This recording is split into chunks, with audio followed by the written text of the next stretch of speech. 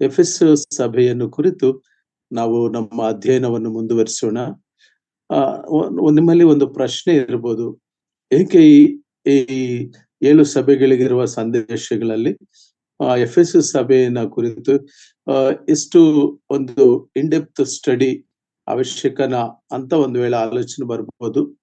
ಪ್ರಿಯ ಸಹೋದರ ಸಹೋದರಿಯರೇ, ನನ್ನ ಉದ್ದೇಶವೇನೆಂದ್ರೆ ದೇವರ ವಾಕ್ಯದ ಬೆಳಕಿನಲ್ಲಿ ದೇವರ ವಾಕ್ಯದ ಸತ್ಯಾಂಶ ಯೆಶಾಯ ಗ್ರಂಥದಲ್ಲಿ ಹೇಳಿರುವ ಹಾಗೆ ಆಜ್ಞೆಯ ಮೇಲೆ ಆಜ್ಞೆ, ಸೂತ್ರದ ಮೇಲೆ ಸೂತ್ರ, ಅಲ್ಲಿ ಸ್ವಲ್ಪ ಇಲ್ಲಿ ಸ್ವಲ್ಪ ಇರುವಂತ ಸತ್ಯವನ್ನ ನಾವೆಲ್ಲವನ್ನು ಕೂಡ ಸರಿಯಾಗಿ ಜೋಡಿಸಿ, ಸರಿಯಾಗಿ ವಿಂಗಡಿಸಿ, ಬೋಧನೆಯು ಕಲಬೆರಕೆ ಆಗದ ಹಾಗೆ ಬೋಧನೆಯಲ್ಲಿ ಸರ್ವಸತ್ಯಕ್ಕೆ, ಸತ್ಯಾಂಶಕ್ಕೆ, ಆ ಸತ್ಯವನ್ನ ಇನ್ನು ಸ್ವಲ್ಪ ಮನದಟ್ಟಾಗಿ ಅರ್ಥೈಸಿಕೊಳ್ಳುವ ಹಾಗೆ ಹೋಗುವ ಉದ್ದೇಶದಿಂದ ನಾವು ಅಧ್ಯಯನ ಮಾಡ್ತಾ ಇದ್ದೀವಿ.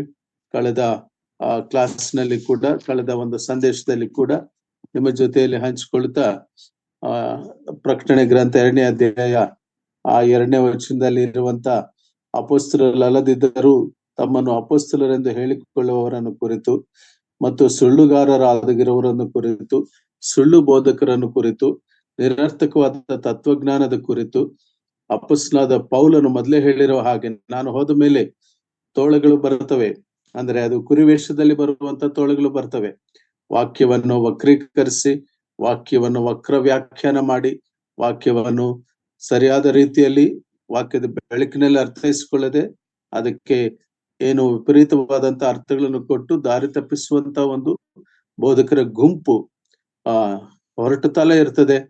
ಆದರೆ ಸಭೆಯು ಇವತ್ತು ನಾವು ಸಹೋದರರ ಸಭೆಗಳವರು ವಾಕ್ಯವನ್ನು ಧ್ಯಾನಿಸಿ, ವಾಕ್ಯವನ್ನು ಅನುಸರಿಸಿ ನಡೆಯುವ ಪ್ರಯತ್ನಗಳನ್ನು ಮಾಡುತ್ತಾ ಈ ಸತ್ಯದ ಸ್ತಂಭವಾಗಿ ನಿಲ್ಲಲಿಕ್ಕೆ ಹಿಂದೆ ನಡೆದಿರುವಂತ ಸಭಾಕಾಲದ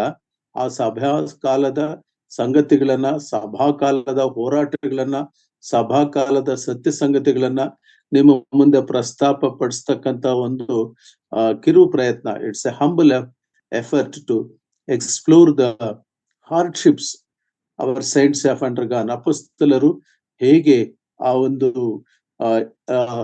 ಅಪವಾದಿಯ ಎಲ್ಲ ತಂತ್ರಗಳನ್ನು ಎದುರಿಸ್ತಾ ಬಂದರು ಅನ್ನೋದನ್ನ ಹಂಚಿಕೊಳ್ಳುವ ಉದ್ದೇಶಕ್ಕೋಸ್ಕರವಾಗಿ ಈಗಲೂ ಕೂಡ ನಮ್ಮ ಬ್ರದರ್ ಸಭೆಯ ಪಂಕ್ತಿಯಲ್ಲದೆ ಇನ್ನ ಇತರರು ಬೇರೆಯವರು ಈಗಲೂ ಅಪೊಸ್ತಲರು ಅಂತ ತಮ್ಮನ್ನು ತಾವು ಕರೆದುಕೊಳ್ಳುವರಿದ್ದಾರೆ. ಆದರೆ ಅಪೊಸ್ತಲರ ಕಾಲ ಮುಗಿದು ಹೋಯಿತು. ಅಪೊಸ್ತಲರು ಕರ್ತನಾದ ಯೇಸು ಕ್ರಿಸ್ತನನ್ನು ಯಾರು ನೇರವಾಗಿ ನೋಡಿದ್ದಾರೆ, ಆ 12 ಜನ ಅಪೊಸ್ತಲರು, ಮತ್ತು ದಮಸ್ಕ ಮಾರ್ಗದಲ್ಲಿ ಕರ್ತನಾದ ಯೇಸು ಕ್ರಿಸ್ತನ ವಿಶೇಷ ದರ್ಶನ ಹೊಂದಿದವನು ಪೌಲ, ಬರ್ನಬಾನು ಮತ್ತು ಯಾಕೋಬನು, ಈ ಕೆಲವರು ಮಾತ್ರ ಅಪೊಸ್ತಲರು. ಆದ ನಂತರ ಅಪೊಸ್ತಲರ ಕಾಲಘಟ್ಟ ದಾಟಿ ಹೋಯಿತು. ಕರ್ತನಲ್ಲಿ ಪ್ರಿಯರೇ, ದೇವರ ವಾಕ್ಯ ಕಾಲ ಕಾಲಕ್ಕೂ ಕೂಡ ಅದು ಬದಲಾಗಿದೆ. ಸಭೆಯು ಕರ್ತನದು, ಸಭೆಗೆ ಸಂದೇಶ ನೀಡುವುದು ಕರ್ತನೆ, ಸಭೆಗೆ ಸಂದೇಶ ನೀಡುವ ಸಂದರ್ಭವನ್ನು ಕೊಡುವಾತನು ಕರ್ತನೆ. ಯಾವ ಸಭೆಗೆ ಯಾವ ಸಂದರ್ಭದಲ್ಲಿ ಯಾವ ಸಂದೇಶವನ್ನು ತಾನು ನೀಡಬೇಕೆಂದು ಕರ್ತನು ಬಯಸುತ್ತಾನೋ ಹಾಗೆಯೇ ನಡೆಸಿಕೊಂಡು ಬರುವಂತ ದೇವರಾಗಿರ್ತಾನೆ ಪ್ರಿಯರೇ. ಅದರಿಂದ ನಾವು ಸತ್ಯವೇದದಲ್ಲಿ ಪ್ರಕಟಣೆ ಗ್ರಂಥ 2ನೇ ಅಧ್ಯಾಯ ವಚನದ ನಂತರ ವಚನ ನಾವು ಧ್ಯಾನಿಸ್ತಾ ಇದ್ದೀವಿ. ಕಳೆದ 2ನೇ ಅಧ್ಯಾಯ 2ನೇ ವಚನದಲ್ಲಿ ಇರುವಂತ ಏನು ಫಾಲ್ಸ್ ಪ್ರಾಫಿಟ್ಸ್ ಅಥವಾ ಸುಳ್ಳು ಬೋಧಕರು ತಪ್ಪಾಗಿ ಬೋಧಿಸಿರುವ ತತ್ವಜ್ಞಾನ, ನಿರರ್ಥಕವಾದ ತತ್ವಜ್ಞಾನ, ಬಾಲಬೋಧೆ ಅಥವಾ ಮೂಲ ಪಾಠ, ಪ್ರಾಪಂಚಿಕ ಬಾಲಬೋಧೆ, ಇವೆಲ್ಲವನ್ನ ಕೂಡ ರಿಫ್ಲೆಕ್ಟ್ ಮಾಡುವಂತ ಪ್ಲಾಟೋನಿಸಂ ಅಂತ ಹೇಳಿದ್ರೆ ಅದೊಂದು ರೋಮನ್ ಕಲ್ಚರ್ ನಲ್ಲಿ ಬರುವಂತ ಒಂದು ಪಾಪದ ಕುರಿತು ಅತ್ಯಂತ ತಪ್ಪಾದ ಸಂದೇಶವನ್ನು ನೀಡಿದಿರ್ತಕ್ಕಂತ ಒಂದು ಫಿಲಾಸಫಿ. ಅದು ಮನುಷ್ಯನು ತನ್ನ ಹೃದಯದಲ್ಲಿ ಒಂದು ಹೆಮಾರ್ಷಿಯಾ, ಗ್ರೀಕು ಪದ ಅಂದ್ರೆ ಇಸ್ ಟ್ರಾಜಿಕ್ ವೀಕ್ನೆಸ್, ಅವನ ಒಂದು ದುರಂತ ಬಲಹೀನತೆ, ಅದನ್ನ AC ಬ್ರಾಡ್ಲಿ ಅನ್ನೋನು ಟ್ರಾಜಿಕ್ ಫ್ಲಾ ಅಂತ ಕರೀತಾನೆ. ಅದನ್ನ ಎರರ್ ಆಫ್ ಜಡ್ಜ್ಮೆಂಟ್ ಅಂತ ಕರೀತಾರೆ. ಅದರಿಂದ ಅವನ ಪರ್ಯವಸಾನ ಬರುತ್ತದೆ ಅಂತಕ್ಕಂಥ ಒಂದು ಸಿದ್ಧಾಂತವನ್ನು ತಂದು ಮನುಷ್ಯ ತಾನು ಪಾಪಿಯಾಗಿದ್ದೇನೆಂಬುದನ್ನು ಅರಿವು ಉಂಟಾಗದೆ, ಕರ್ತನಾದ ಯೇಸು ಕ್ರಿಸ್ತನು ಪಾಪ ಪರಿಹಾರಕ್ಕೋಸ್ಕರವಾಗಿ ಕಲ್ವಾರಿ ಕ್ರೂಸಿನಲ್ಲಿ ಯಜ್ಞವಾಗಿದ್ದಾನೆ ಎಂಬುದಾಗಿರುವಂತ ಬೆಳಕು ಚಿಮ್ಮಲಾಗದೆ, ಕರ್ತನಾದ ಯೇಸು ಕ್ರಿಸ್ತನ ಸತ್ಯ ಬೋಧನೆಯು, ಸ್ವಸ್ಥ ಬೋಧನೆಯು ತಲುಪದೆ ನಿಲ್ಲಿಸುವಂತಹ ಪ್ರಯತ್ನಗಳು ಆದಿ ಕಾಲದಿಂದಲೂ ಕೂಡ ನಡೀತಾ ಇರುವಂತವನ್ನ ಒಮ್ಮೆ ನಾವು ನೆನಪು ಮಾಡ್ಕೊಳ್ತಾ ಬಂದೆವು.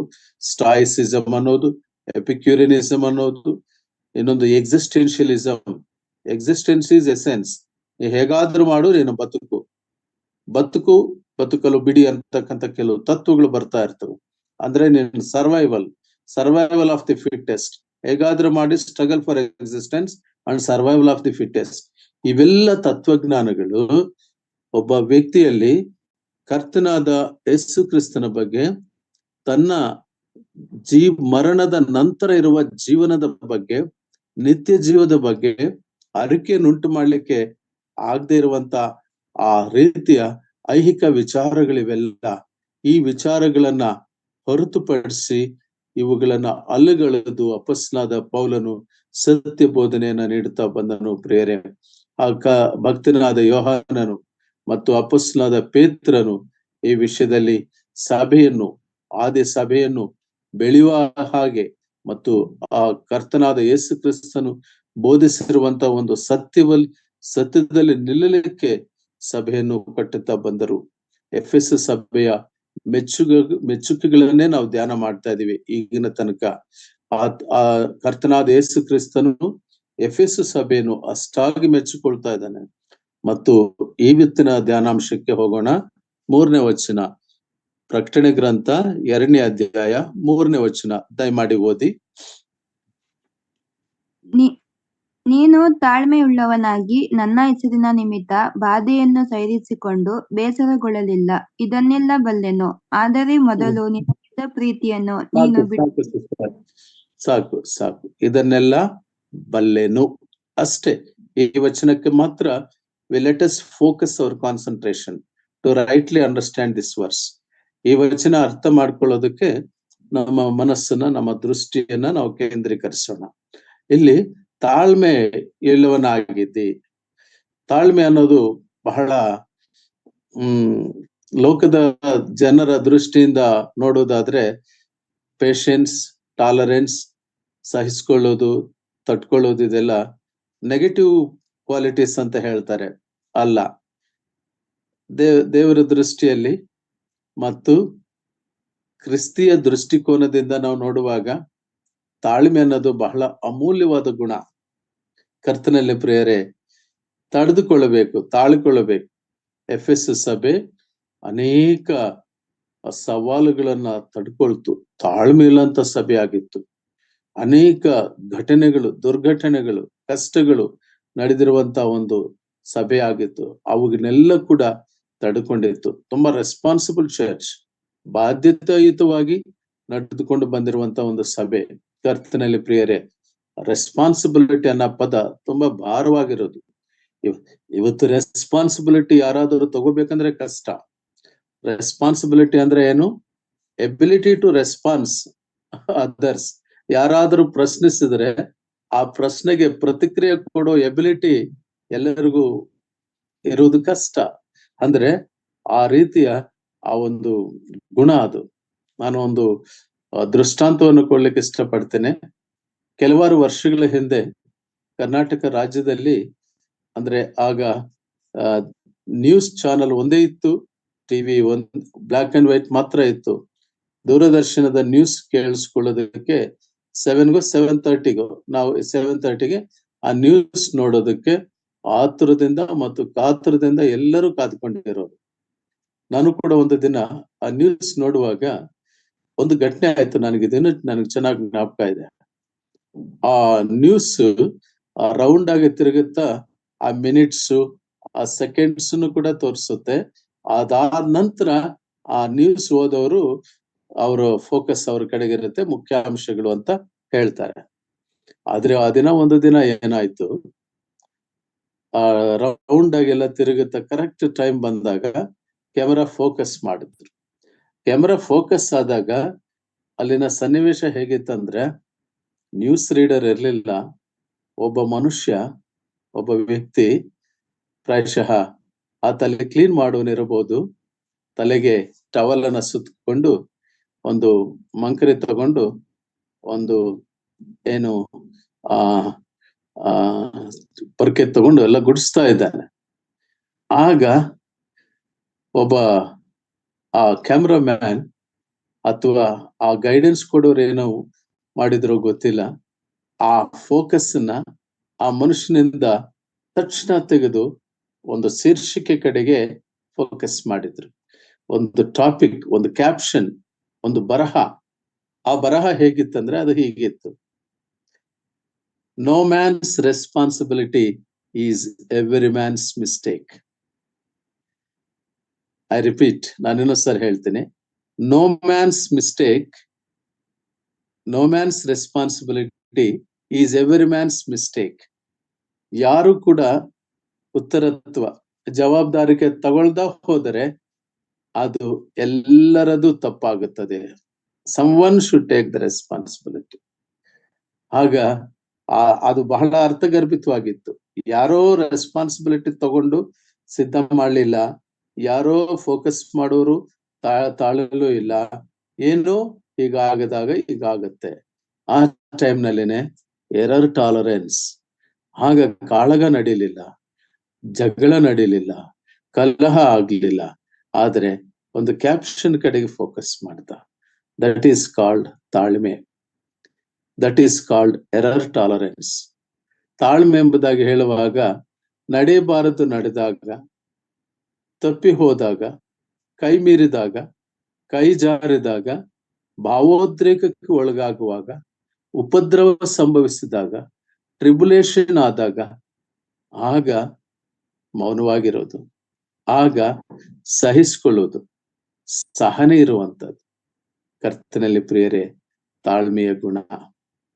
ಈ ತಾಳ್ಮೆಯ ಗುಣ ಎಷ್ಟು ಉಪಯುಕ್ತ ಆಗುತ್ತೆ ಅನ್ನೋದನ್ನ ಸತ್ಯವೇದದಲ್ಲಿ ಕೆಲವು ಸಂಗತಿಗಳ ಮೂಲಕ ನಾವು ಧ್ಯಾನಿಸುವುದಕ್ಕೆ ಪ್ರಯತ್ನ ಮಾಡೋಣ. ನನ್ನ ಧ್ಯಾನಾಂಶದಲ್ಲಿ ತಾಳ್ಮೆ ಇರುವಂತಹ ಸಭೆ, ಎಫೆಸ್ ಸಭೆ ಎಂಬುದಾಗಿ ಹೇಳುವಾಗ ಆ ಸಭೆಯ ತಾಳ್ಮೆ ಎಷ್ಟು ದೊಡ್ಡದು ಎಂಬುದನ್ನ ನಾವು ಗಮನಿಸಿ ನೋಡೋಣ. ಈ ತಾಳ್ಮೆಯ ಗುಣ ಹೇಗೆ ಪ್ರಾಪ್ತಿಸುತ್ತದೆ ಒಬ್ಬ ವಿಶ್ವಾಸಕ್ಕೆ ಅಂತ ಅಪೊಸ್ತಲನಾದ ಪೌಲ ರೋಮಾಪುರದವರಿಗೆ ಬರೆಯುತ್ತಾ, ತುಂಬಾ ಜ್ಞಾನಿಗಳು, ವಿವೇಕಿಗಳಾಗಿರುವಂತ ರೋಮಾಪುರದವರಿಗೆ ಮಾತನ್ನು ಪ್ರಸ್ತಾಪ ಮಾಡ್ತಾನೆ.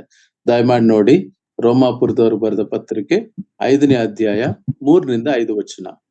Romans chapter 5 verse 3 to 5.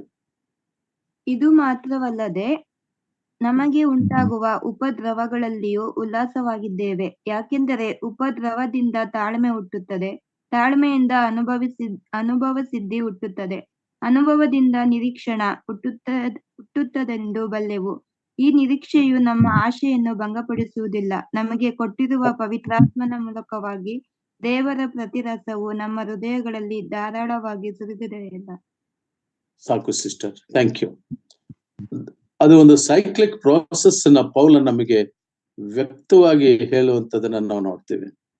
ಈಗ ನಾವು ಉಪದ್ರವದಿಂದ, KJV ವರ್ಷನ್ ಅಲ್ಲಿ from tribulation comes patience. Tribulation ಅಂದಾಗ ಒಂದು ಏನು ಬಹಳ ಕಠಿಣ ಸಮಸ್ಯೆ ಅಥವಾ ಒಂದು ತುಂಬಾ ಕಷ್ಟಕರವಾದಂತ ಆ ಒಂದು ಕಾಲಘಟ್ಟ ಫೇಸ್ ಮಾಡುವ ಸಂದರ್ಭದಲ್ಲಿ, ಆಗ ಆ ಉಪದ್ರವ ಬರ್ತಾ ಬರ್ತಾ, ಕಷ್ಟಗಳು ಬರ್ತಾ ಬರ್ತಾ ಬರ್ತಾ ಏನಾಗುತ್ತೆ ಹೇಳಿದ್ರೆ ಅದು ತಾಳ್ಮೆಯನ್ನು ಹುಟ್ಟಿಸುತ್ತದೆ. ತಾಳ್ಮೆಯ ಗುಣದಿಂದ ಅನುಭವ ಸಿದ್ಧಿ ಆಗುತ್ತದೆ. ಹೌದು, ನನ್ನ ಜೀವನದಲ್ಲಿ ಇದಕ್ಕಿಂತ ಕಠಿಣ ಕಾಲಗಳನ್ನ ನಾನು ಹಿಂದೆ ಫೇಸ್ ಮಾಡಿದ್ದೀನಿ ಅಂತಕ್ಕಂಥ ಒಂದು ಅರಿಕೆ ಉಂಟು ಮಾಡುತ್ತೆ. ಆದುದರಿಂದ ವಿಶ್ವಾಸಿಯ ಜೀವನದಲ್ಲಿ ದೇವರ ನಮಗೆ ಶ್ರಮೆಗಳನ್ನು ಏಕೆ ಅನುಮತಿಸ್ತಾನೆ? ವಿಶ್ವಾಸಿಯ ಜೀವಿತದಲ್ಲಿ ದೇವರು ನಮಗೆ ಕಷ್ಟವನ್ನು ಹೇಗೆ ಅವರು ಅನುಮತಿಸ್ತಾರೆ? ದೇವರ ವಾಕ್ಯ ಹೇಳುತ್ತೆ, ಕಷ್ಟವನ್ನು ಸಹಿಸಿಕೊಳ್ಳುವವನು ಧನ್ಯನು. ಯಾಕಂದ್ರೆ ನಾವು ಆ ಉಪದ್ರವವನ್ನು, ಆ ಕಷ್ಟವನ್ನು ಸಹಿಸಿಕೊಳ್ಳುವಾಗ ನಮಗೆ ತಾಳ್ಮೆಯ ಗುಣ ಎಂಬುದು ನಮಗೆ ಪ್ರಾಪ್ತವಾಗುತ್ತೆ. ಪ್ರಿಯರೇ, ಈ ತಾಳ್ಮೆಯ ಗುಣ ಇಲ್ಲದೆ ಹೋದ್ರೆ ರಿಯಾಕ್ಟ್ ಆಗುವ ಮನುಷ್ಯ ಹೇಗಿರ್ತಾನಂದ್ರೆ, ಆತ ಉಗ್ರನಾಗ್ಬೋದು, ವ್ಯಾಘ್ರನಾಗ್ಬೋದು, ಆಕ್ರೋಶಕ್ಕೆ ಒಳಗಾಗ್ಬೋದು, ಅಥವಾ ಬಹಳ ಕ್ರೂರವಾದ ರೀತಿಯಲ್ಲಿ ನಡೆದುಕೊಳ್ಳಬಹುದು. ಆದರೆ ಕರ್ತನಾದ ಯೇಸು ಕ್ರಿಸ್ತನನ್ನು ಸ್ವಂತ ರಕ್ಷಕನನ್ನಾಗಿ ಅಂಗೀಕಾರ ಮಾಡಿಕೊಂಡು ಪಾಪಗಳಕ್ಕಾಗಿ ಪಶ್ಚಾತ್ತಾಪ ಪಟ್ಟು ಪಾಪ ಪರಿಹಾರ ಹೊಂದಿ ಆತನ ಮಗನಾಗಿ ಮಗಳಾಗಿ ಜೀವಿಸುವ ಸಂದರ್ಭದಲ್ಲಿ ಆ ಭಾವೋದ್ವೇಗಗಳು ನಮಗೆ ಸಲ್ಲುವಂತವಲ್ಲ. ಆ ಭಾವೋದ್ರೇಕಗಳಲ್ಲಿ ನಮ್ಮ ಪ್ರತಿಕ್ರಿಯೆ ಹಾಗೆ ಭಾವನೆಗಳನ್ನ, ಕೋಪವನ್ನ ವ್ಯಕ್ತಪಡಿಸುವಂಥದ್ದಲ್ಲ. ಯಾಕಂದ್ರೆ ತಾಳ್ಮೆ ಬೇಕು. ಇದು ನಾನು ಹೇಳುವುದು ಸುಲಭ, ಕೇಳಿಸ್ಕೊಳ್ಳುವುದು ಸುಲಭ, ಆದ್ರೆ ಆ ಸಂದರ್ಭ ಬಂದಾಗ ಅದನ್ನ ಅಪ್ಲೈ ಮಾಡೋದು ಇದೆಯಲ್ಲ, ಅದು ಬಹಳ ಕಷ್ಟ. ಆಗ ಆಗ್ಬೇಕನ್ನೋದಾದ್ರೆ ನಾವು ಸಾಕಷ್ಟು ಬಾರಿ ವಾಕ್ಯವನ್ನ ಕೇಳುತ್ತಾ ಇರಬೇಕು. ಕೇಳುವುದ್ರ ಮೂಲಕವಾಗಿ ನಮ್ಮಲ್ಲಿ ನಂಬಿಕೆ ಹುಟ್ಟುತ್ತದೆ. ಅದಕ್ಕೋಸ್ಕರ ನಾವು ವಾಕ್ಯವನ್ನ ಧ್ಯಾನಿಸ್ತಾ ಇರಬೇಕು. ಅನುಭವ ಸಿದ್ಧಿ ಹುಟ್ಟುತ್ತದೆ ಮತ್ತು ಅನುಭವ ಸಿದ್ಧಿ ನಮಗೆ ಒಂದು ನಿರೀಕ್ಷೆ, ಶುಭಪ್ರದವಾದಂತ ಒಂದು ನಿರೀಕ್ಷೆ ನಮಗೆ ಉಂಟು. ಯಾಕಂದ್ರೆ ನಾವು ಈ ಲೋಕದಲ್ಲಿ ಇದ್ದರೂ ನಾವು ಈ ಲೋಕದವರಲ್ಲ. ಕರ್ತನಾದ ಯೇಸು ಕ್ರಿಸ್ತನು ಆತ ನಮಗೋಸ್ಕರವಾಗಿ ಬರೋನಿದ್ದಾನೆ. ಯೋಹಾನ ಸುವಾರ್ತೆ 14ನೇ ಅಧ್ಯಾಯ 1ನೇ ವಚನದಲ್ಲಿ ನಾವು ನೋಡ್ತೀವಿ, ನಿಮ್ಮ ಹೃದಯಗಳು ಕಳವಳಗೊಳ್ಳದಿರಲಿ. ಆತನು ನಮ್ಮ ಹೃದಯಗಳ ಬಗ್ಗೆ ಕಾಳಜಿ ಇರೋನಾಗಿದ್ದಾನೆ. ಪ್ರಿಯರೇ, ಬನ್ನಿ ನಾನು ವಾಕ್ಯದಲ್ಲಿ ಮುಂದಕ್ಕೆ ಹೋಗ್ತೇನೆ. ಒಳ್ಳೆಯದನ್ನು ಮಾಡಿ ಪೆಟ್ಟು ತಿನ್ನದ ಸಂದರ್ಭದಲ್ಲಿ ತಾಳ್ಮೆ ಬೇಕಂತೆ. ಈಗ ಸಾಮಾನ್ಯವಾಗಿ ಏನೋ ಘಟನೆ ನಡೆದೋದ್ರೆ ಸರಿ, ಅವಾಗ ತಡ್ಕೊಳ್ಳೋದಕ್ಕೆ. ಬಟ್ ನಾವು ಯಾರಿಗಾದ್ರೂ ಬಹಳ ಒಳ್ಳೇದು ಮಾಡಿರ್ತೀವಿ, ವಿಶ್ವಾಸಿಗಳ ಸಹಜ ಸ್ವಭಾವ ಅದು, ಸಹೋದರರ ಸಹಜ ಗುಣ ಅದು. ಆದ್ರೆ ಈ ಕಾಲಘಟ್ಟ ನೋಡಿ, ನೀವು 100 ಸಾರಿ ಸಹಾಯ ಮಾಡಿ ಒಬ್ಬ ವ್ಯಕ್ತಿಗೆ, ಒಬ್ಬ ಸಹೋದರಿಗಾಗ್ಲಿ ಅಥವಾ ಬೇರೆ ವ್ಯಕ್ತಿಗಾಗ್ಲಿ 101ನೇ ಸಾರಿ ಸಹಾಯ ಮಾಡ್ಲಿಲ್ಲ ಅಂದ್ರೆ ನೀವೇನೂ ಮಾಡಿಲ್ಲ ಅಂತ ಶಾಪ ಹಾಕುವಂತ ದಿನಗಳುಂಟು. ಯಾಕಂದ್ರೆ ಅವರಲ್ಲಿರುವಂತ ಅಪವಾದಿಯು ಆ ರೀತಿ ರೇಗಿಸ್ತಾ ಇರ್ತಾರೆ. ಆ ರೀತಿ ಮನಸ್ಥಿತಿಯನ್ನ ಕದಡುವಂತ ಪರಿಸ್ಥಿತಿಗೆ ತಗೊಂಡು ಹೋಗುತ್ತೆ. ಸ್ವಂತದವರೇ ದ್ವೇಷಿಸುವಂತ ಸನ್ನಿವೇಶ ಬರುತ್ತೆ. ರಕ್ತ ಸಂಬಂಧಿಗಳೇ ಏನು ಇರುವ ತನಕ ಅಥವಾ ಚೆನ್ನಾಗಿ ಅದನ್ನ ಜೀವನದಲ್ಲಿ ಅವರನ್ನ ಹೀರಿಕೊಂಡು ಹಿಪ್ಪೆ ಮಾಡಿ ಆದ ನಂತರ ಕೈ ಬಿಡುವಂತ ಸಂದರ್ಭಗಳು ಇರ್ತವೆ. ಸತ್ಯವೇದ ಹೇಳುತ್ತೆ, ಕರ್ತನಾದ ಯೇಸು ಕ್ರಿಸ್ತನ ಹೇಳ್ತಾನೆ, ಅದನ್ನೇ ನಾವು ನೋಡ್ತೀವಿ. ಅಪೊಸ್ತಲನಾದ ಪೇತ್ರನು ಆ ಸಂದರ್ಭದಲ್ಲಿ ವಿಶ್ವಾಸಿಗಳಾದ ನಮ್ಮಲ್ಲಿರುವ ತಾಳ್ಮೆ ಗುಣ ಹೇಗೆ ಎಕ್ಸಿಕ್ಯೂಟ್ ಆಗ್ಬೇಕು, ಹೇಗೆ ಆಪರೇಟ್ ಆಗ್ಬೇಕು ಎಂಬುದಕ್ಕೆ ಒಂದು ಉದಾಹರಣೆಯನ್ನು ನಾವು ದೃಷ್ಟಾಂತವಾಗಿ ವಾಕ್ಯದಲ್ಲಿ ಗಮನಿಸೋಣ. 1ನೇ ಪೇತ್ರ 2ನೇ ಅಧ್ಯಾಯ 19ನೇ ವಚನ. 1ನೇ ಪೇತ್ರ 2ನೇ ಅಧ್ಯಾಯ 19ನೇ ವಚನ. ಒಬ್ಬನು ಅನ್ಯಾಯವಾಗಿ ಬಾಧೆ ಪಡುವವನಾಗಿದ್ದು ದೇವರು ನೋಡುತ್ತಾನೆಂದು ಅರಿತು ಆ ಕಷ್ಟವನ್ನು ಸಹಿಸಿಕೊಂಡರೆ ಅದು ಶ್ಲಾಘ್ಯವಾಗಿದೆ. ತಪ್ಪು ಮಾಡಿ ಗುದ್ದು ತಿನ್ನುವುದರಲ್ಲಿ ನೀವು ತಾಳ್ಮೆಯಿಂದಿದ್ದರೆ ಅದರಿಂದೇನು ಕೀರ್ತಿ. ಆದರೆ ಒಳ್ಳೆಯದನ್ನು ಮಾಡಿ ಬಾಧೆ ಪಡುವುದರಲ್ಲಿ ನೀವು ತಾಳ್ಮೆಯಿಂದಿದ್ದರೆ ಅದು ದೇವರ ಮುಂದೆ ಶ್ಲಾಘ್ಯವಾಗಿದೆ. ಸಾಕು, ಇದಕ್ಕಾಗಿ ನೀವು ಕರೆಯಲ್ಪಟ್ರಲ್ಲ. ಓಕೆ, ಏನು ದೇವರ ಮುಂದೆ ಶ್ಲಾಘ್ಯವಾಗಿರುವುದು? ನೀವು ಒಳ್ಳೆಯದನ್ನು ಮಾಡಿ ಪೆಟ್ಟು ತಿನ್ನಬೇಕು. ಕರ್ತನಲ್ಲಿ ಪ್ರಿಯರೇ, ಇದು ದೈವಿಕ ಸಂದೇಶ, ಇದು ಆತ್ಮಿಕ ಸಂಗತಿಗಳಿವು. ಇದು ಲೌಕಿಕ ದೃಷ್ಟಿಕೋನದಿಂದ ಲೋಕದ ಜನರಿಗೆ ಇದು ಒಂಥರ ಏನು, ಇಟ್ಸ್ ಲೈಕ್ ಮ್ಯಾಟ್ ಥಿಂಗ್, ಹುಚ್ಚುತನ ನಂಗೆ ಅನ್ಸುತ್ತೆ. ಆದ್ರೆ ದೇವರ ವಾಕ್ಯ ಹೇಳುತ್ತೆ, ನೀವು ಒಳ್ಳೇದು ಮಾಡಿ, ಒಳ್ಳೇದನ್ನು ಮಾಡಿದಾಗ ನಿಮಗೆ ಪೆಟ್ಟು ಬಂದರೆ ಆಗ ನೀವು ಸಂತೋಷವಾಗಿರಿ. ಆಗ್ಲೂ ಕೂಡ ನಿಮ್ಮ ಒಂದು ತಾಳ್ಮೆ ಇರ್ಲಿ. ಯಾಕಂದ್ರೆ ಅದು ದೇವರ ಮುಂದೆ ಶ್ಲಾಘ್ಯವಾಗಿದೆ ಎಂಬುದು ಬಹಳ ಉತ್ತಮವಾದ ಕನ್ನಡದ ಪದ. ದೇವರು ಆ ವ್ಯಕ್ತಿಯನ್ನ ಅಥವಾ ಆ ವಿಶ್ವಾಸಿಯನ್ನ, ಆ ಸಹೋದರನನ್ನ ರಿಯಲಿ ಅವನು ತುಂಬಾ ಅಪ್ರಿಶಿಯೇಟ್ ಮಾಡ್ತಾರೆ. ಯಾಕಂದ್ರೆ ಒಳ್ಳೆಯದನ್ನು ಮಾಡಿ ಗುದ್ದು ತಿಂದವನು. ಕರ್ತನಲ್ಲಿ ಪ್ರಿಯರೇ, ನಮ್ಮ ಜೀವನದಲ್ಲಿ ಆಗೋದಿಲ್ವಾ ಇಂಥ ಸಂಗತಿಗಳು? ಆಗತ್ವೆ. ಇಂಥ ಪರಿಸ್ಥಿತಿಗಳು ಬರೋದಿಲ್ವೇ?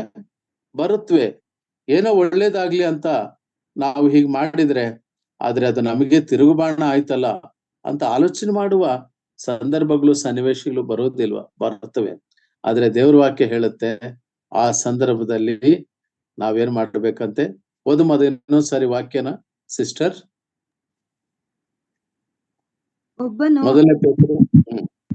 ಒಬ್ಬನು ಅನ್ಯಾಯವಾಗಿ ಬಾಧೆ ಪಡುವವನಾಗಿದ್ದು ದೇವರು ನೋಡುತ್ತಾನೆಂದರಿತು ಆ ಕಷ್ಟವನ್ನು ಸಹಿಸಿಕೊಂಡರೆ ಅದು ಶ್ಲಾಘ್ಯವಾಗಿದೆ. ತಪ್ಪು ಮಾಡಿ ಗುದ್ದು ತಿನ್ನುವುದರಲ್ಲಿ ನೀವು ತಾಳ್ಮೆಯಿಂದಿದ್ದರೆ ಅದರಿಂದೇನು ಕೀರ್ತಿ?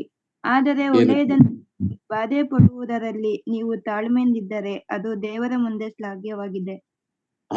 ಒಳ್ಳೆಯದನ್ನು ಮಾಡಿ ಬಾಧೆ ಪಡುವುದು, ಒಳ್ಳೆಯದನ್ನು ಮಾಡಿದಕ್ಕಾಗಿ ಬಾಧೆ ಪಡುವುದಾದ್ರೆ ಆ ತಾಳ್ಮೆ ದೇವರ ಮುಂದೆ, ಮನುಷ್ಯರ ಮುಂದೆ ಒಂದು ವೇಳೆ ಅದು ಇವ್ರಿಗಿನ್ನೂ ಬುದ್ಧಿ ಬಂದಿಲ್ವಾ, ಇನ್ನೂ ಸಹಾಯ ಮಾಡ್ತಾರ, ಇನ್ನು ಎಷ್ಟು ಸಾರಿ ಅಂತ ಸಹಾಯ ಮಾಡ್ತಾರೆ ಅಂತ ಅಂದ್ಕೊಳ್ತಾ ಇರ್ಬೋದು.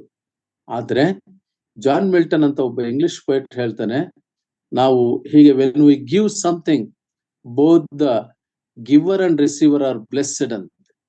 ಕೊಡುವವರು ಸ್ವೀಕರಿಸುವವರಿಗೂ ಕೂಡ ಅದು ಒಂದು ಬ್ಲೆಸ್ಸಿಂಗ್.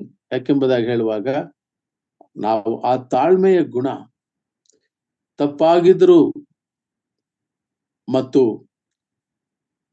ಬಾಧೆ ಪಡುವುದರಲ್ಲಿ, ಒಳ್ಳೆಯದನ್ನು ಮಾಡಿ ಬಾಧೆ ಪಡುವುದರಲ್ಲಿ ದೇವರ ಒಂದು ಶ್ಲಾಘ್ಯವು, ದೇವರ ಒಂದು ಅಪ್ರಿಸಿಯೇಷನ್ ಸಿಗುತ್ತೆ. ಇದು ಸೆಕೆಂಡ್ ಟೈಪ್ ಆಫ್ ತಾಳ್ಮೆ. ತಾಳ್ಮೆಯ ಕೆಲವು ಸಂಗತಿಗಳನ್ನ ನಾವು ಧ್ಯಾನಿಸ್ತಾ ಇದ್ದೇವೆ. ಪ್ರಕಟಣೆ ಗ್ರಂಥದಲ್ಲಿ ಉಲ್ಲೇಖಿಸಲ್ಪಟ್ಟಂತ ತಾಳ್ಮೆ ಇರುವ ಎಫೆಸಸ್ ಸಭೆ ನಮಗೆ ಮಾದರಿ ಆಗಿದೆ. ಪ್ರಿಯ ಸಹೋದರ ಸಹೋದರಿ, ಆ ಕಾಲದಲ್ಲಿ ಅಲ್ಲ, ಈ ಕಾಲದಲ್ಲಿ ಕೂಡ ಸತ್ಯವೇದದ ತತ್ವಗಳನ್ನ, ಸತ್ಯವೇದದ ಮಾರ್ಗಗಳನ್ನ, ಸತ್ಯವೇದದ ಬೋಧನೆಗಳನ್ನ ನಮ್ಮ ಜೀವನಕ್ಕೆ ನಾವು ಅನುಷ್ಠಾನಗೊಳಿಸಿಕೊಳ್ಳಬೇಕು, ಅನುಸರಿಸಬೇಕು. ಸ್ವಸ್ಥ ಬೋಧನೆಯನ್ನ ನಾವು ಸ್ವೀಕರಿಸಬೇಕು. ಮತ್ತಿನ್ನೊಂದು ಸಂಗತಿ, ದೇವರ ಚಿತ್ತವನ್ನು ನೆರವೇರಿಸ್ತೇವಂತೆ ತಾಳ್ಮೆಯಿಂದಿದ್ದಾಗ. ದೇವರ ಚಿತ್ತವನ್ನು ನೆರವೇರಿಸೋದೇ ಅಲ್ಲ, ನಾವು ಇನ್ನು ಫಲವನ್ನು ಹೊಂದುತ್ತೇವೆ. We will be getting the fruit. ಹೇಗೆ ಎಂತದ್ದು? ಆ ತಾಳ್ಮೆಯನ್ನು ಕುರಿತು ಕೂಡ ನಾವು ಯೋಚನೆ ಮಾಡೋಣ. ಬನ್ನಿ ದಯಮಾಡಿ ಇಬ್ರಿಯದವರು ಬರೆದ ಪತ್ರಿಕೆ 10ನೇ ಅಧ್ಯಾಯ 36ನೇ ವಚನ.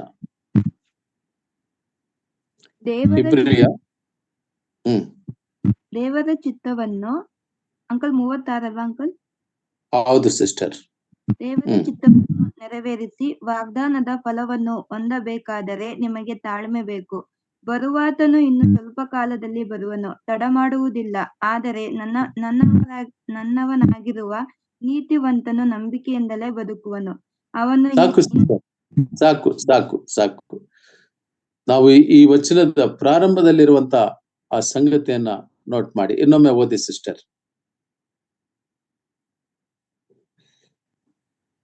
ದೇವರ ಚಿತ್ತವನ್ನು ನೆರವೇರಿಸಿ ವಾಗ್ದಾನದ ಫಲವನ್ನು ಹೊಂದಬೇಕಾದರೆ ನಿಮಗೆ ತಾಳ್ಮೆ ಬೇಕು. ವೇಟ್ ಮಾಡಿ. ದೇವರ ಚಿತ್ತ ನೆರವೇರಿಸಿದ್ರು,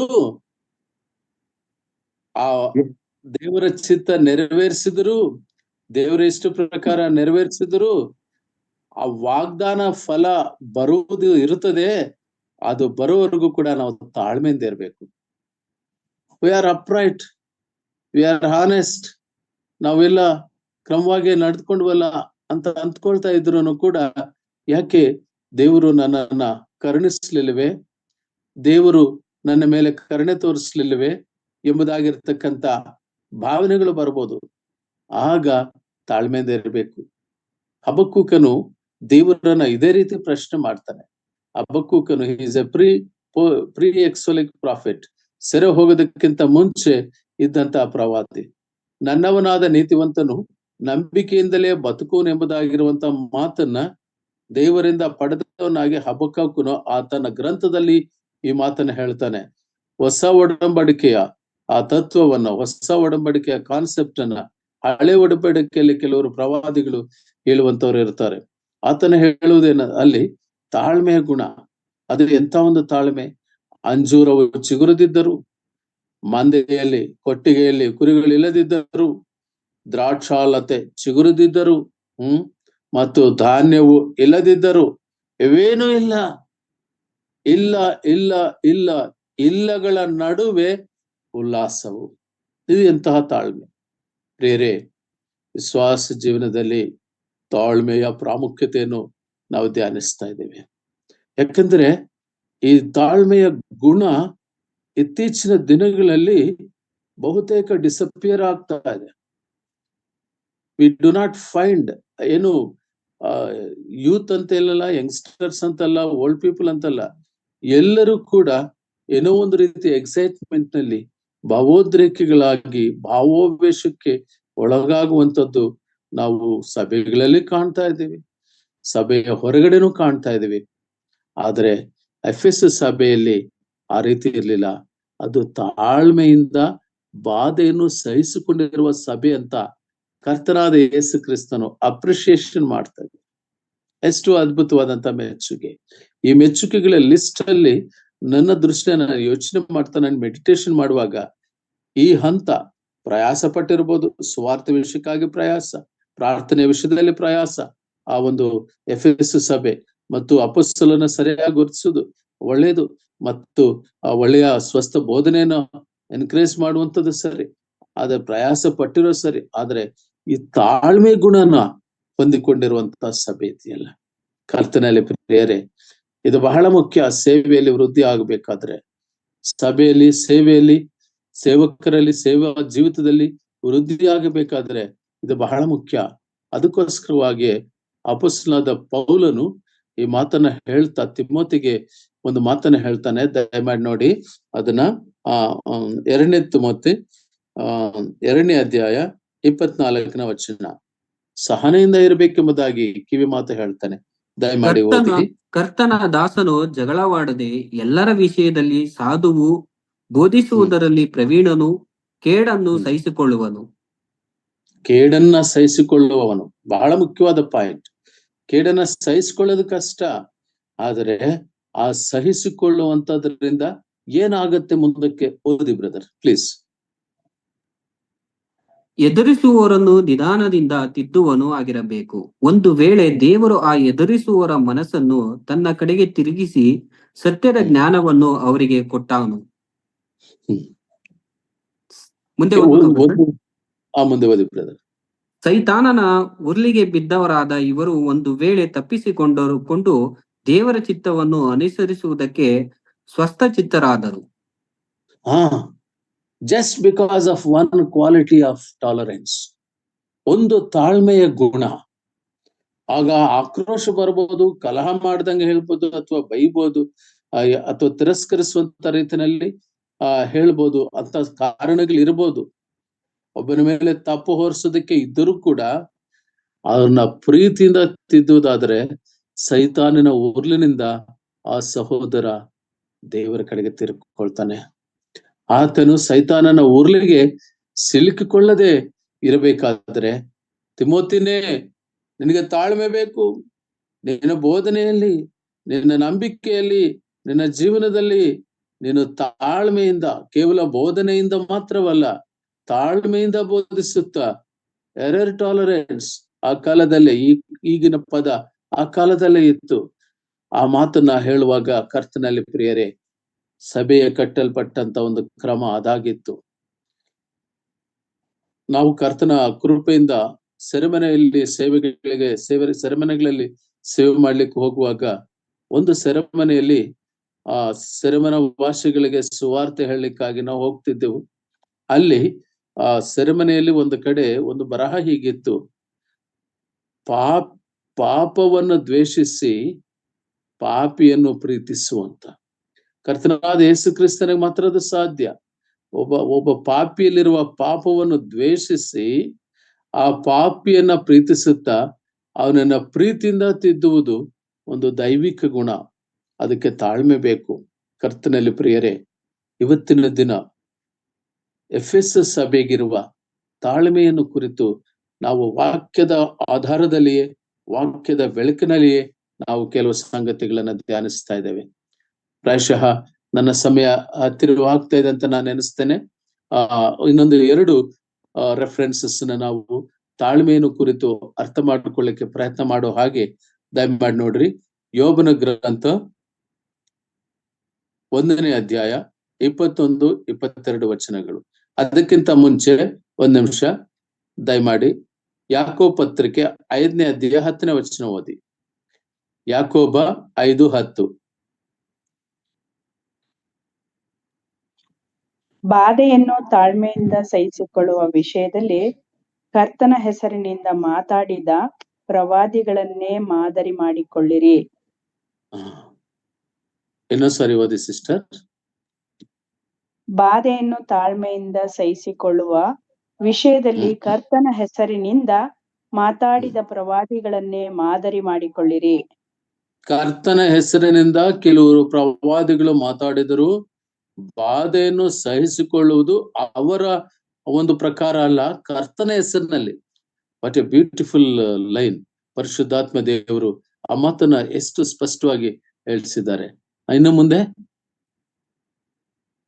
ಓದಿ. ತಾಳಿಕೊಂಡಿರುವವರನ್ನು ಧನ್ಯರೆಂದು ಹೇಳುತ್ತೇವಲ್ಲವೇ? ನೀವು ಯೋಬನಲ್ಲಿದ್ದ ತಾಳ್ಮೆಯ ವಿಷಯವಾಗಿ ಕೇಳಿ ಕರ್ತನು ಅವನಿಗೆ ಅಂತ್ಯದಲ್ಲಿ ಮಾಡಿದ್ದನ್ನು ನೋಡಿ ಕರ್ತನು ಕರುಣಾಸಾಗರನು ದಯಾಳುವೂ ಆಗಿದ್ದಾನೆಂಬುದು ತಿಳಿದಿದ್ದೀರಷ್ಟೇ. ಸಾಕು ಸಿಸ್ಟರ್, ಥ್ಯಾಂಕ್ ಯು. ಯಾಕೋಬ ಪತ್ರಿಕೆಯಲ್ಲಿ ಒಂದು ನೆನಪನ್ನು ತರ್ತಾನೆ ವಿಶ್ವಾಸಿಗಳಿಗೆ. ಹಾಗಾಗಿ ಪ್ರಿಯರೇ, ನಾವು ಕೊರಿಂಥದವರು ಬರೆದ ಪತ್ರಿಕೆಯಲ್ಲಿ ಅಪೊಸ್ತಲನಾದ ಪೌಲ ಹೇಳಿರುವಂತ ಒಂದು ಮಾತನ್ನ ನೆನಪಿನಲ್ಲಿ ಇಟ್ಕೋಬೇಕು. ಯಾಕಂದ್ರೆ ಅವು ದೃಷ್ಟಾಂತವಾಗಿ ಅವರಿಗೆ ಸಂಭವಿಸಿ ಯುಗಾಂತದಲ್ಲಿರುವ ನಮಗೆ ಬುದ್ಧಿ ಹೇಳೋದಕ್ಕೋಸ್ಕರವಾಗಿ ಇವು ಬರೆಯಲ್ಪಟ್ಟಿವೆ. ಯೋಬನ ವಿಷಯದಲ್ಲಿ ನೋಡ್ರಿ, ಯೋಬನು ಈಗ ಯೋಬ ಗ್ರಂಥ 1ನೇ ಅಧ್ಯಾಯ 21ನೇ ವಚನದಲ್ಲಿ ನೋಡೋದಾದ್ರೆ ಯೋಬನು ಒಂದು ಮಾತನ್ನ ಹೇಳ್ತಾನೆ. ಯೆಹೋವನು ಕೊಟ್ಟನು, ಯೆಹೋವನು ತೆಗೆದುಕೊಂಡನು, ಯೆಹೋವನ ನಾಮಕ್ಕೆ ಸ್ತೋತ್ರವಾಗಲಿ. ಇದು ಎಂತಹ ಒಂದು ಭಯಾನಕ ಪರಿಸ್ಥಿತಿನಲ್ಲಿ ಅಷ್ಟು ತಾಳ್ಮೆಯಿಂದ ಯೋಬನು ಕರ್ತನ ಹೆಸರಿನಲ್ಲಿ ಆತನು ಮಾತನಾಡ್ತಿದ್ದಾನೆ. ತನಗಿರುವ ಮಕ್ಕಳೆಲ್ಲರೂ ಕೂಡ ಹತರಾದರು, ಮೇಲ್ಛಾವಣಿ ಕುಸಿದು ಬಿತ್ತು, ಮತ್ತು ಶತ್ರುಗಳು ಬಂದು ಕುರಿ ದನಗಳನ್ನ ಹೊರಟುಕೊಂಡು ಹೋದರು, ಬೆಂಕಿಯು ಬಿತ್ತು, ಎಲ್ಲವೂ ನಾಶವಾಯಿತು. ಆ ಸಂದರ್ಭದಲ್ಲಿ ಒಬ್ಬ ವ್ಯಕ್ತಿಗೆ ತಾಳ್ಮೆ ಇರುವುದಿಲ್ಲ.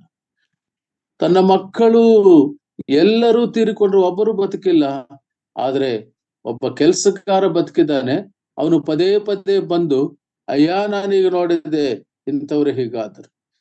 ಒಬ್ಬ ಮಗ ಆದ್ರೂ ಬದುಕಿ ಕೆಲಸಗಾರ ಹೋಗ್ಬೋದಾಯ್ತಲ್ಲ ಅಂತ ಯೋಚನೆ ಮಾಡ್ಲಿಲ್ಲ ಯೋಬ.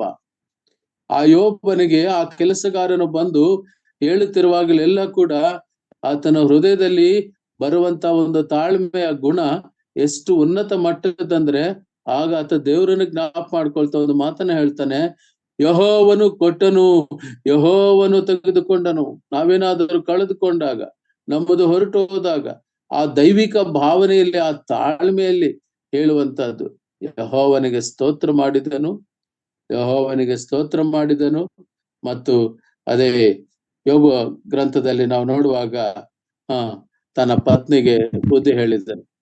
ನಾವು ಯೋಬ ತನ್ನ ಪತ್ನಿಗೆ ಇನ್ನು ಮೂರ್ಖಳ ಹಾಗೆ ಮಾತನಾಡ್ತಿದ್ದಿ, ದೇವರಿಂದ ನಾವು ಯಾವಾಗ್ಲೂ ಒಳ್ಳೆಯದನ್ನೇ ಪಡೆದುಕೊಳ್ಳಬೇಕಾ? This is the complete balanced mind of tolerance and high level patience.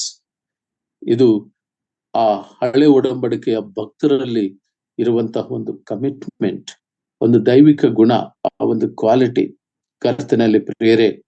ಈ ಒಂದು ತಾಳ್ಮೆ, ಹಲವು ರೀತಿಯ ತಾಳ್ಮೆಗಳು ಇರುವಂತಹ ಸಭೆಯು ಅದಾಗಿತ್ತು. ಕೊನೆಯದಾಗಿ ನಾವು ನೋಡುವಾಗ ಕೊಲೊಸ್ಸದವರು ಬರೆದ ಪತ್ರಕ್ಕೆ 3ನೇ ಅಧ್ಯಾಯ 12-14 ತನಕ ಓದಿಸಿ. ಕೊಲೊಸ್ಸ 3:12-14.